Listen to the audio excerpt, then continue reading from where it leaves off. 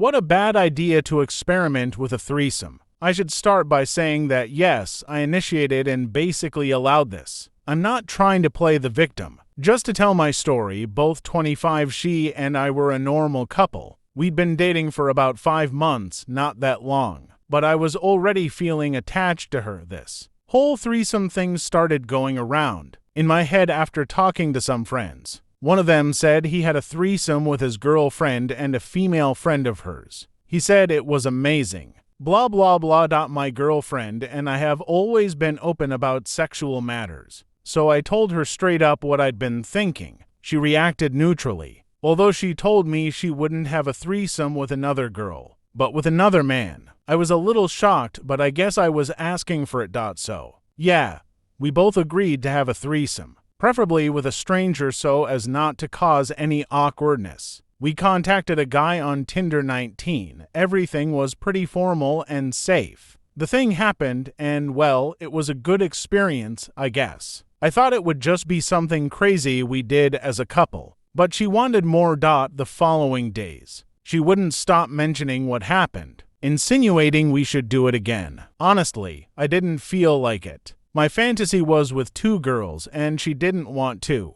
But I didn't insist, so it seemed unfair to me that she insisted. I talked to her about it, and apparently she understood and stopped mentioning it. End of story, or so I thought. As you can probably imagine, she continued seeing the guy. How did I find out? She was pretty stupid, with all due respect, so was I. She has my card registered as a payment method on her Uber account, so my bank's app would often notify me about Uber payments because she travels a lot. But one day there were 2 unusual trips, one at 1 a.m. and the other at 2 a.m. I didn't say anything to her because I thought it was a delayed notification from the app. But a few days later it was the same, a ride payment notification at 1 a.m. and then at 1:30 a.m.